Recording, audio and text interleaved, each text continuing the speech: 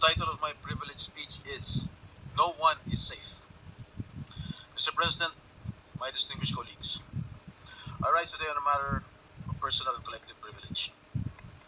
Yesterday, the aftermath of the Senate Blue Ribbon hearing we held last Monday, my name was viciously, maliciously, and intentionally dragged and attacked at the Tri-Committee hearing of the House of Representatives. My attacker was no less than the person who I moved to be cited in contempt for shamelessly and repeatedly lying under oath about his role in the anomalous and ghost flood control projects in the 1st Engineering District of the province of Bulacan, where he served as Assistant District Engineer and later as OIC District Engineer until he was recently sacked.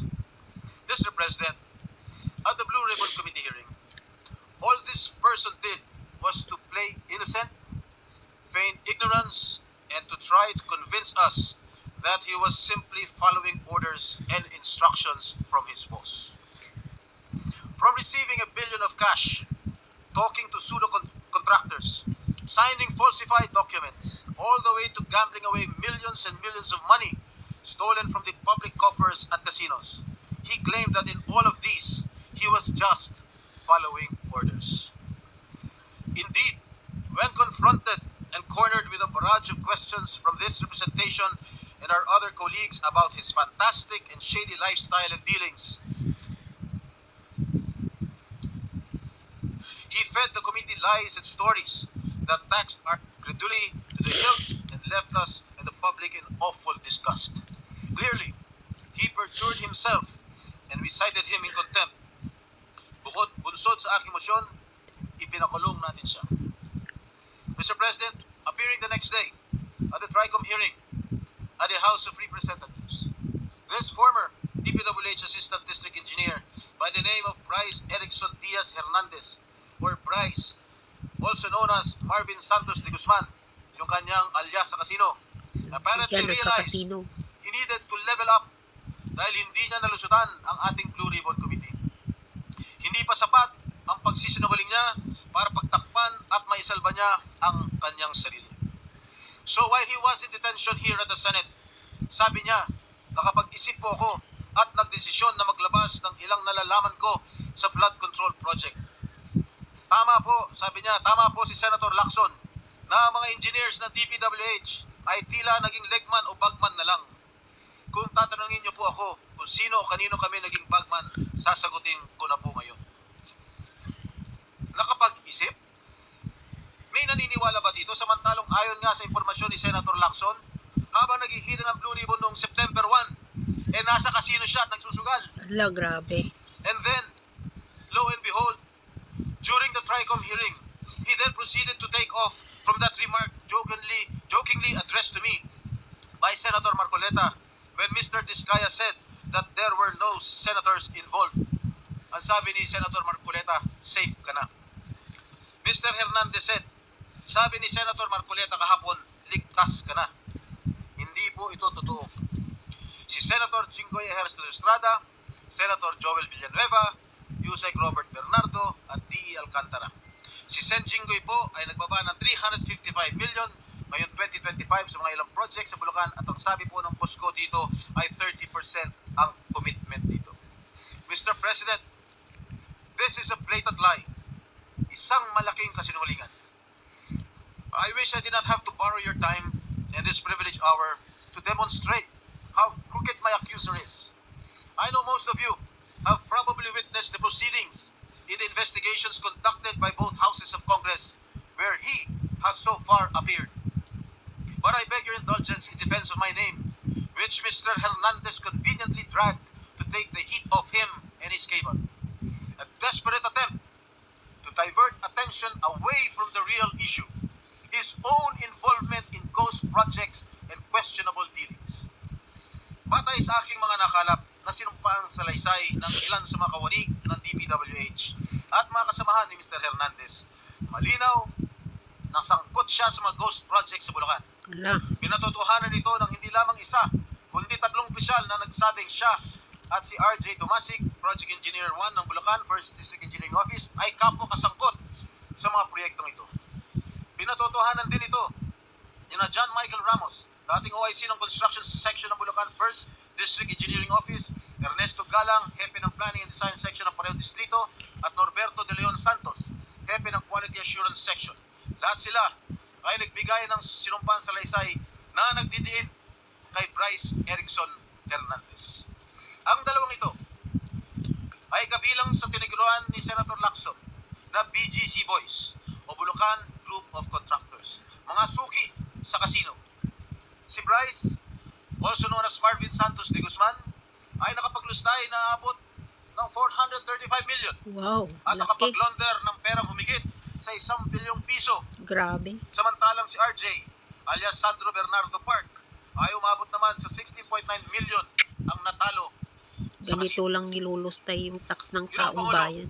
malinaw ang paglalahad ng ating kasamang senador na ang kanilang mga gawain ay nagpapahiwatig na sila'y sangkot sa paglilinis o paglalaba ng mga nakulimpat nilang pondo ng bayan. Sa aking pagtatanong nitong nakarang Lunes sa pagdinig ng Blue Ribbon Committee sa General Manager ng Sims Construction Trading na si Ginang Sally Santos, inamin niya na naghatid siya ng kabuuang 1 bilyong piso mula Laking taong pera yun. 2022 hanggang taong 2025 sa DPWH at iniabot yon kay Mr. Bryce Hernandez. Ayon pa kay Ginang Santos, ang halaga ng pera na kanyang dinadala na minsan ay nakalagay sa mga kahon ng noodles ay depende sa proyekto Grabe. at minsan ay umabot ng 245 million pesos sa isang hatid. Ala. Kapal na mukha mo. Yan. Sinabi rin ni Ginang Santos na si Mr. Hernandez na DPWH Engineer JP Mendoza, Chief ng DPWH Bulacan's Construction Division, ay ginagamit ang lisensya ng Sims Construction para sa mga proyekto nila. Si Mr. Mendoza na may alias na PJ Castro Construction Asuncion na pinangalanan din ni Senate President Pro Tem Lacson na kabilang sa BGC Boys ay may kabuuang 418 million na nilustay sa iba't ibang kasino at nakapag-launder ng perang mahigit 280 million pesos. Sus. Kung nakakapagpatalo ng milyon Laki si Mr. naman ng Hernandez mga sa kasino, nilulustay nilang pera. hindi na rin siguro nakapagtataka kung bakit hindi siya nalalayo sa mga diskaya pagdating sa paramihan ng koleksyon ng mga sasakyan. Nauna nang inamin ni Mr. Hernandez na siya at ang kanyang asawa na isang dating rank and file employee ng GSIS ay nagmamayari ng mga mamahalang sasakyan gaya ng Dodge Challenger, Toyota Supra at Wow. Lamborghini Urus Performante. Hindi ito karaniwang pag-aari ng isang empleyado ng gobyerno. At hindi pa dito nagtatapos ang listahan, Ginong Pangulo.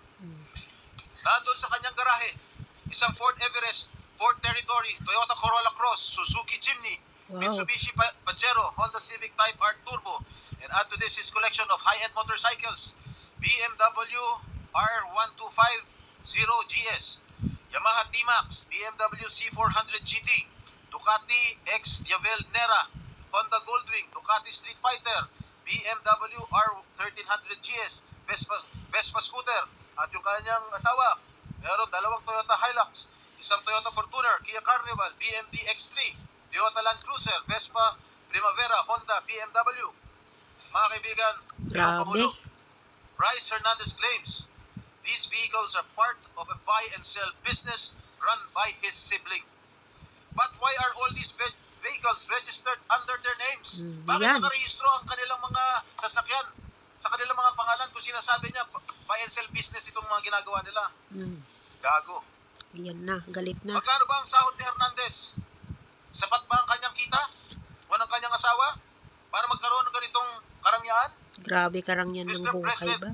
ginagamit bilang umano'y ebidensya laban sa akin ang mga larawang kuha sa iba't ibang okasyon gaya ng birthday party.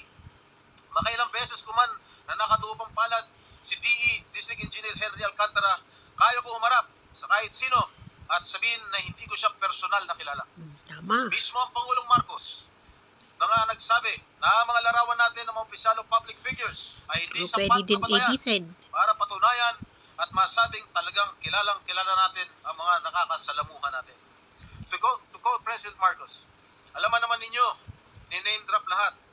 magpapakuha lang ng picture tapos sasabihin, o tingnan mo, malapit kami. Eh sa isang araw, 1,000 yung nagpapapicture sa akin eh. So lahat ng 1,000 na yan, eh malapit na ba sa akin? People have to be more careful at huwag sila masyadong gullible. Yan po ang sinabi ng ating mahal na Pangulo. Tungkol naman sa sinasabi niya, hinggil sa isang nagngangalang Beng Ramos na nagpakilala daw ng miyembro ng aking staff sa Senado. Malinaw na ipinakita niyang text exchanges sa kanyang cellphone na nangyari ang kanilang pag-uusap tungkol umano sa isang pagdadala, pagdideliver ng pera noong December 22, 2022. Mr. President, 6 na buwan pa lang ako mula nung mahalal muli sa Senado. Wala akong kinalaman or anuman partisipasyon sa budget deliberations para sa 2022 budget. Mag-iimbento ka lang. Sablay pa. Mr. President, there is no one among my staff named Beng Ramos. Wala akong staff o consultant na Beng Ramos. No such person has ever been employed, much less authorized to use my name or act on my behalf. Mr. President, let me just share that even before the resumption of the third hearing of the Blue Ribbon Committee last Monday, I already received warnings from various quarters. I was told that if I continue to actively participate in the investigation on ghost flood control projects, I will become an easy target. An easy target, they say, because of accusations hurled against me in the past relating to the PDAP issue. Mr. President, I told these people, warning me, and as I have stated at the start of the Senate investigation into these public works anomalies, hinarap ko po sa hukuman lahat ng kasong inihain laban sa akin. Hindi lang ako sumuko ng kusa nung ako'y pinaratangan at ikinulong. Ako po'y nakipaglaban ng patas sa proseso ng batas at hustisya at naghintay ng matagal na panahon sa pagdating ng hatol sa mga kasong ito. Hindi po ako nawala. Hindi po ako nagtago. Hindi po ako tumakas o nagbintang ng mga taong walang kinalaman sa mga akusasyon laban sa akin. At great cost to my family, my freedom, and my political career, I have acquitted myself Bibigat of the ng mga great binibitawan charge niya of salita murder eh. before the bar of justice and the legal system we are all sworn to uphold. Should that sad and dark chapter of my life be a reason for me now to do nothing, say nothing, and just keep quiet when my job as an elected senator of this country calls on me to take a stand and expose these people? No, Mr. President, I cannot and will not shirk from my sworn duty to ferret out the truth. I will not be silenced when I know I can contribute something to the task at hand. I will continue to do my best to be worthy of the support that I was generously given by the people who elected me back to this Senate. Tama nga nagbigay ng babala sa akin. I am an easy target. Kaya isang araw pagkatapos ko sabihin na dapat i-contempt ang sinungaling na si Bryce Hernandez, tumakbo siya sa Yan, Kongresa, sinungaling ka daw, mababang puluhan Bryce. para ilako ang isang kwento na sa tingin niya ay madaling paniwalaan. Hindi lang yun. Paulit-ulit niyang sinasabi ang akala niya safe siya. Walang galang na. Halatang galing pa sa isang script na binabasa. Marami sa akin ang nagsasabi, huwag kong patulan ang isang tao na sa sobrang kapal na mukha nakuha pang magkasino habang iniimbestigahan ang mga krimen niya dito sa Senado. Kapal ng Mr. mukha, no? President, kung nakuha kong humarap sa kaso at Ilulustay ang tanggapin pera ang ng kaparusahan ng bayan. isang krimen kung saan ako'y napawalang sala, lalong kayang-kaya kong harapin ang isang Bryce Hernandez na lantarang sinungaling at magnanakaw. Yan. Ang sabi nga ni Senator Marcoleta, safe ka na. With due respect to our colleague, hindi Biniro ko kasi ni Senator Sen Marcoleta to eh, nung hearing. Hindi ako at lalong hindi safe Yan ang si taong Senator bayan. Marcoleta. Hanggang may mga Bryce Hernandez na engineer ng kasinungalingan at Yan, pagtarambo engineer ng ay hindi kasinungalingan. tayo safe. Hanggang may mga ghost projects sa DPWH at iba pang ahensya ng gobyerno, hindi safe ang pera ng bawat Pilipino na nagbabayad ng buwis. Isipin na lang ninyo, takot na takot ang mga kababayan natin basta BAR na ang kaharap habang may mga walang konsensyang tao na isinusugal lamang sa kasino ang pera na pinaghirapan at pinuno nilang ibayad.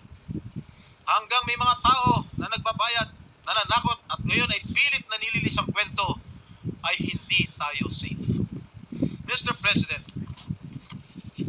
my dear colleagues, if my opponents think that they can weaponize me, that they can weaponize my past to stop me from investigating, nagkakamali sila. If my critics think that funding a social media campaign against me will prevent me from going after liars, thieves, and crooks, hindi nila ako kilala. I have been bashed and now targeted for the way I go after lying witnesses. Totoo, brusko ako magtanong at minsan ay naninigaw pa. But I Ano make kasi no sa mga apologies. hearing ito eh. Subukan ninyong humarap sa mga taong sinungaling at mayabang pa. Mga witness na halatang halata na niloloko ka. Mga opisyal na gobyerno na nagmamalinis at nagtuturuan. Tingnan natin kung hindi kayo magalit. Mr. President, my brother, Senator J.V. Ercito, is known as the good one. Hmm. Okay lang po yan. Dahil kapatid ko naman siya. But let me be known as the other Strada who went Yan, after the patawa-tawa bad kapatid ones. mo. I will expose and relentlessly pursue the bad ones regardless of the risk and notwithstanding the cost. Hindi ako natatakot at lalong hindi ko papayagan na gamitin ng masasamang tao ang nakaraan ko para lamang patahimikin ako.